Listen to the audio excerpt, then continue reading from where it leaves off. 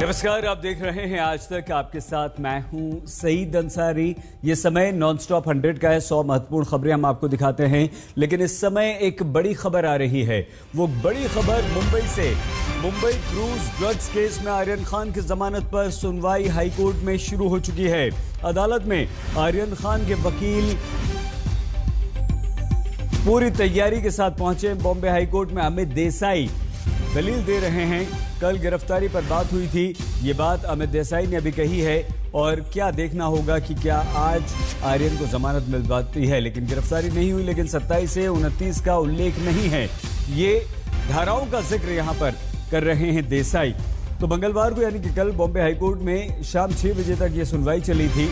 उसके बाद आज ये सुनवाई अब शुरू हुई है। अब देखना यह है कि ये सुनवाई कब तक पूरी होती है। और सबसे बड़ा प्रश्न यही कि आर्यन खान को जमानत मिलती है या नहीं। आर्यन की बेल याचिका पर इस समय सुनवाई शुरू हो चुकी है। अमित देसाई आर्यन की तरफ से वकील हैं, जो इस समय आर्यन का पक्ष रख रहे हैं। अमित देसाई ये पक्ष रहे हैं और दोनों पक्षों के वकील अदालत में। कल हमने गिरफ्तारी पर बात की। अमित देसाई आर्यन के वकील ने यह कहा है। और आज अब सुनवाई शुरू हुई है, तो गिरफ्तारी के समय साजिश की कोई मंशा नहीं थी, ये अमित देसाई ने कहा है। तो आर्यन को क्यों जमानत दी जाए, ये आर्यन के वकील दलील रख रहे हैं। कुछ ही देर में एनसीबी अपनी दलील पेश करेगी। एनसीबी लगातार विरोध कर रही है। एनसीबी ने साफ कहा है कि आर्यन खान को जमानत देने से केस प्रभावित हो सकता है, बाहर जाकर गवाहों को प्रभावित किया जा सकता है, इसलिए आर्यन खान को जमानत नहीं दी जानी चाहिए। इसके अलावा एनसीबी ये भी दलील रख रही है कि आर्यन खान इस ड्रग रैकेट की साजिश में भी शामिल हो सकते हैं, जिसके लिए हमें और ज्यादा उनकी कस्टडी चाहिए। इसलिए आर्यन खान को जमानत देना बिल्कुल भी उचित नहीं होगा।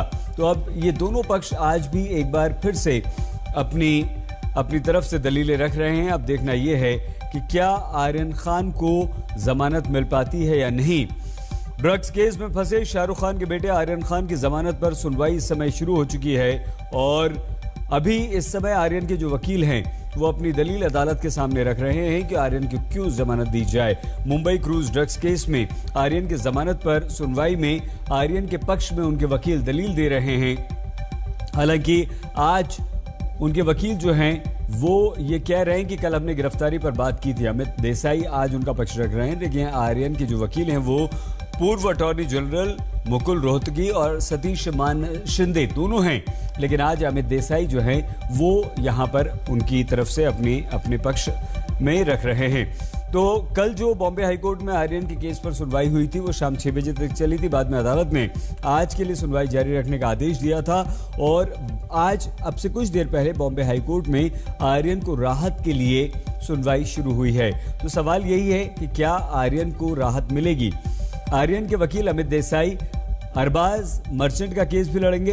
अमित देसाई बॉम्बे हाईकोर्ट में इस समय आर्यन के पक्ष में दलीलें अपनी दे रहे हैं और आर्यन के साथ साथ वो अरबाज की दलील भी यहां पर रखेंगे। लगातार आर्यन की जमानत जो है वो खारिज हो रही है। और ये खबर ये भी आ रही है कि आर्यन खान के पिता यानी कि बॉलीवुड स्टार शाहरुख खान भी आज हाईकोर्ट से आस लगाए बैठे हैं और वो भी हाईकोर्ट पहुंच सकते हैं। शाहरुख खान के हाईकोर्ट पहुंचने की जब बात आई थी, तो ये कहा गया कि हो सकता है जमानत की कुछ उम्मीद बंध रही है, इसलिए शाहरुख खान हाईकोर्ट जा रहे हैं। लेकिन आर्यन को छोड़ा मुंबई के आर्थर रोड जेल से ही जाएगा, क्योंकि आर्यन खान इस वक्त मुंबई के आर्थर रोड जेल में बंद है।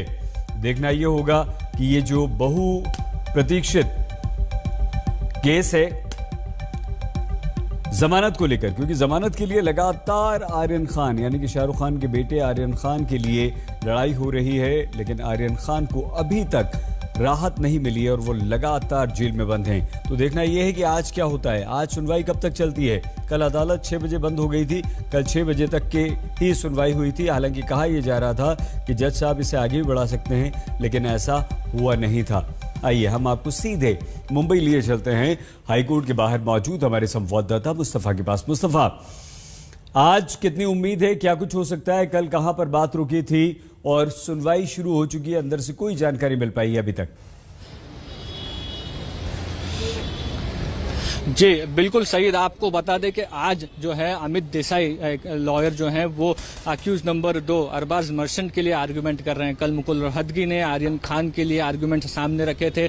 आज अमित देसाई ने, आप कह सकते हैं 10 मिनट पहले जब ये हियरिंग शुरू हुई है, जो आर्गुमेंट्स शुरू किया है, तो उनके जो आर्गुमेंट्स थे वो इस केस में जो सेक्शन लगाए गए हैं, और सेक्शन काफी स्ट्रिक्ट सेक्शन जैसे कि ड्रग्स हार्बरिंग, फाइनेंसिंग और साथ ही साथ कॉन्स्पिरेसी के हैं, उन सेक्शंस कैसे ये केस पे अप्लाई नहीं होते हैं, कैसे पहले जब पकड़ा गया था ड्रग्स क्रूज केस में तो सिर्फ कंजम्पशन और पोजेशन के चार्ज लगाए गए थे। देखिए, अगर ये भी मान ले कि कंजम्पशन का चार्ज बनता है, क्योंकि अरबाज मर्चेंट के पास से ड्रग्स मिला था और अमित देसाई अरबाज मर्चेंट का केस इस वक्त आर्ग्यू कर रहे हैं। अच्छा, ये भी मान लिया जाए कि कंजम्पशन का केस बनता है क्योंकि पोजेशन पाया गया है ड्रग्स का। मुस्तफा, एक क्लैरिटी कर दीजिए प्लीज। अमित देसाई जो है वो आर्यन पर ही अपनी दलीलें रख रहे हैं, उसी पर सुनवाई हो रही है, आर्यन की जमानत पर।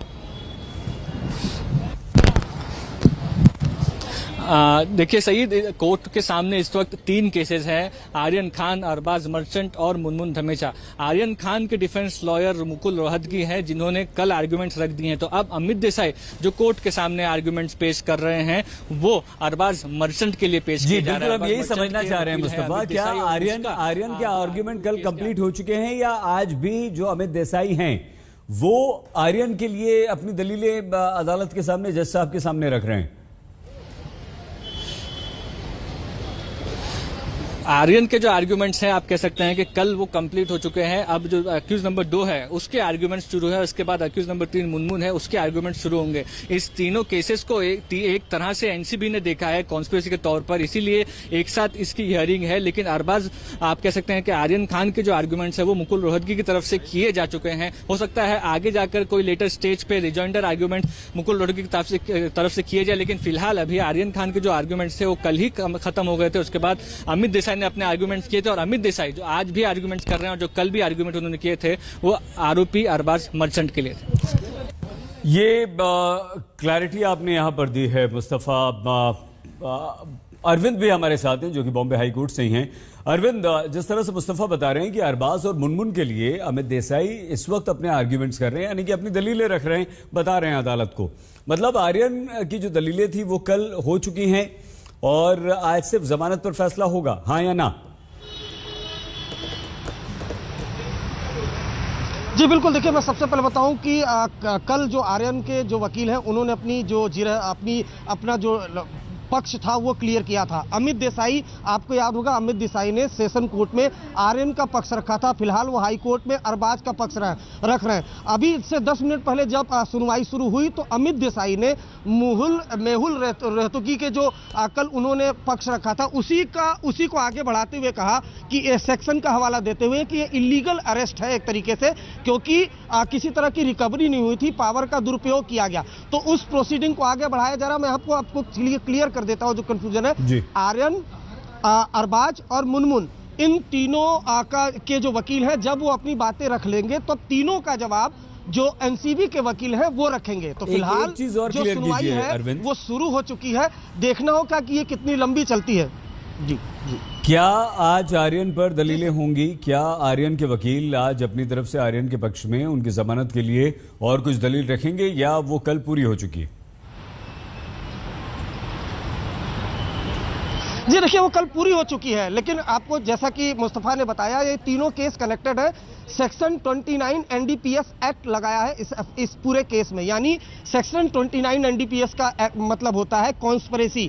तो कॉन्स्पिरेसी में ये तीनों आते हैं। इस वजह से अगर आपने देखा होगा सेशन कोर्ट में भी जब सुनवाई हुई थी तो तीनों की एक साथ हुई थी। पहले इन तीनों के वकीलों ने पक्ष रखा था, बीच बीच में जो तीनों के वकील, जैसे अगर कल आर्यन की सुनवाई हो गई थी, अरबाज मर्चेंट के जो वकील हैं वो अपनी बात रख रहे हैं, लेकिन कोई जरूरी नहीं है, जो आर्यन के वकील है वो भी बीच में अपना पक्ष रख सकते हैं। तो तीनों ही वकीलों जो है, चाहे आर्यन, अरबाज और मुनमुन, इन तीनों के वकील जब पूरी अपनी दलील रख देंगे, तीनों का एक साथ जो जवाब नारकोटिक्स कंट्रोल ब्यूरो के जो वकील हैं वो सामने रखेंगे। तो अरविंद, एक बात बताइए, के वकील अमित देसाई जो पहले आर्यन के वकील थे वो अपना पक्ष रख रहे हैं। जी अरविंद, कल 6 बजे तक अदालत की कार्रवाई हुई और उसमें सिर्फ आर्यन की दलीलें रखी गई। ये मतलब ये हुआ कि आज तो अरबाज भी है, मुनमुन भी है, और उसके बाद एनसीबी को तीनों को काउंटर करना है। तो उम्मीद आज कितनी लग रही है आपको कोई फैसले की? जी बिल्कुल। आपने बिल्कुल सही पॉइंट आउट किया, क्योंकि तीनों का जो काउंटर है वो करना पड़ेगा नारकोटिक्स कंट्रोल ब्यूरो को। और जो जज हैं जो इस केस की सुनवाई कर रहे हैं, अमूमन ये देखा जाता है कि वो 7 से 7:30 बजे तक केसेस को सुनते हैं। तो अब ये देखना होगा, हालांकि कल 6 बजे तक ही सुना गया था इस पूरे केस को, अब ये देखना होगा कि कितने को। लेकिन जिस तरह की सुनवाई 4 बजे से शुरू हुई, वक्त था 2:30 बजे का, लेकिन 4 बजे से शुरू हुई, तो ऐसे में लग रहा है कि बहुत कम वक्त है फिलहाल आज अदालत के बाद, तो मामला अटका हुआ सा लग रहा है। अब ये देखना होगा कि अमित देसाई कितना वक्त लेते हैं, क्या आधा घंटा लेते हैं, उससे कम का वक्त लेते हैं। मुस्तफा के पास कोई जानकारी आ रही है? मुस्तफा के पास, मुस्तफा क्या मुकुल रोहतगी भी हैं पेश आज हैं अदालत में, और क्या आर्यन की तरफ से कुछ और दलीलें हो सकती हैं? मैं खड़ा हूं।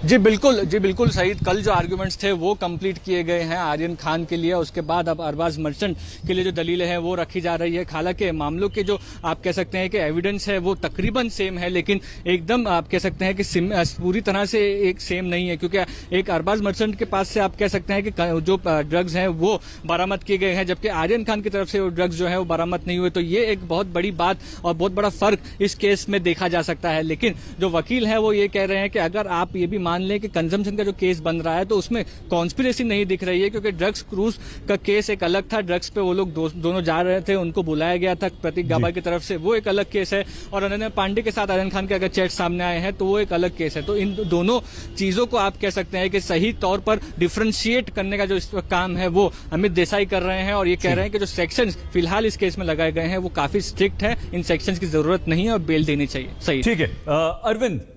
अरविंद, क्या ऐसी कोई जानकारी आपके पास है कि मुकुल रोहतगी आज हैं अदालत में? और हम आर्यन को लेकर अरविंद एक छोटा सा सवाल आपसे ये, मुकुल रोहतगी ने कल ये कहा कि भाई आर्यन ने तो ड्रग्स खरीदी भी नहीं, आर्यन के पास से तो ड्रग्स मिली भी नहीं, और आर्यन ने ड्रग्स का सेवन भी नहीं किया। क्या ये 3 दलीलें काफी हैं जमानत के लिए, या एनसीबी का पलड़ा जो है वो इस पर भारी पड़ सकता है, या पड़ रहा है अभी तक?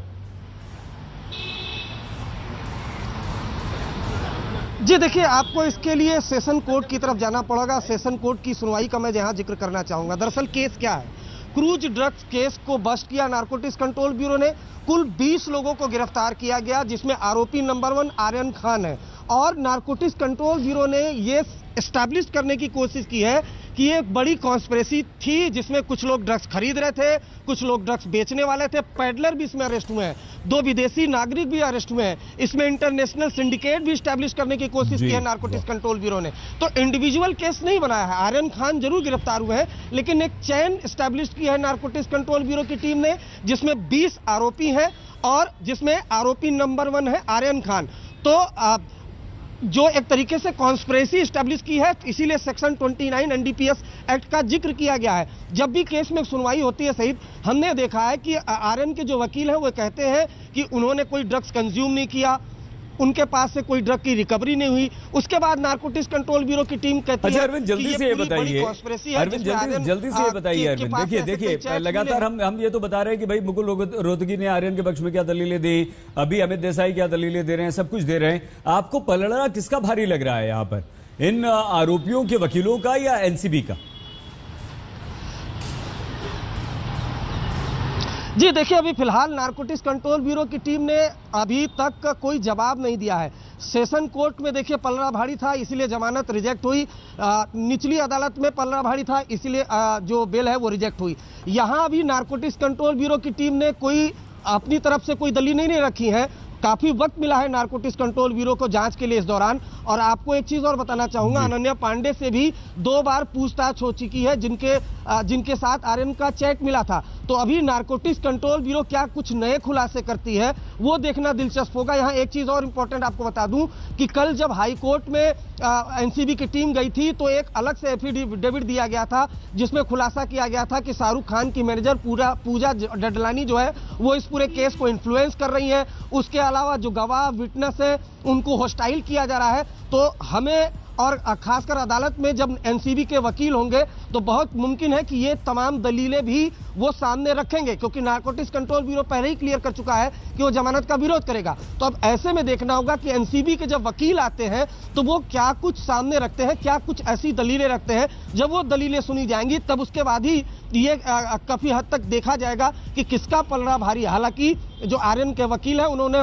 पुरजोर तरीके से कल अपनी बातें रखी। उनका कहना था कि 2018 और 19 की जो व्हाट्सएप चैट है वो कहीं से भी इससे रिलेटेड नहीं है, क्योंकि ये केस है क्रूज ड्रग्स केस का, और हमारा जो आरोपी है उस जिसको आरोपी नारकोटिक्स कंट्रोल ब्यूरो ने बताया है वो पूरी तरह से इनोसेंट है कि उसके पास से कोई ड्रग्स की रिकवरी नहीं हुई है। अगर वो ड्रग्स कंज्यूम भी किया था या नहीं किया था तो क्लियर ही नहीं है, क्योंकि मेडिकल उसका कराया नहीं गया है। तो ये तमाम चीजें बहुत स्ट्रॉन्ग तरीके से आर्यन के वकील ने कल रखी थी। अमित देसाई भी बीच बीच में टोक रहे थे। आज अमित देसाई वो मर्चेंट का रख रहे हैं, लेकिन ऐसा नहीं है, हो सकता है रोहतगी भी बीच बीच में अपनी चीजों को ऐड करते रहे। तो इंपॉर्टेंट बात यही है कि आज ये देखना होगा कि अमित देसाई कितने देर तक जिरह करते हैं, उसके बाद मुनमुन ढमेचा के वकील है वो कितने देर तक जिरह करते हैं। जितने कम वक्त लेंगे उतना इन लोगों जो आरोपी हैं उनके लिए फायदा मिलेगा। इस लिहाज से अगर आज की बात की जाए, जमानत की आज होगी नहीं होगी, उस लिहाज से अगर मैं बोल रहा हूं उतना उनको फायदा होगा, वरना वक्त जो है वो अभी काफी खींचेगा। ये देखना होगा कि जब एनसीबी काउंटर करेगी तो वो कितना वक्त लेगी। 4 से 4:30 का भी वक्त होने जा रहा है, 4:30 बनने जा रहे हैं और 4 बजे सुनवाई शुरू हुई है। तो जो जज है वो कल 6 बजे तक बैठे थे। आज अगर वक्त लेते हैं, अगर लंबे वक्त तक सुनते हैं तो कुछ फैसला आने की उम्मीद है, क्योंकि सबकी निगाहें तो उसी फैसले पर है कि कब, खासकर शाहरुख खान के परिवार की, कि कब जल्द से जल्द जो ये पूरी बहस हो वो शुरू हो, फैसला आए और मन्नत पूरी हो। हालांकि अभी तक आर्यन जो है वो जो आर्थर रोड जेल है वहीं पर बंद है।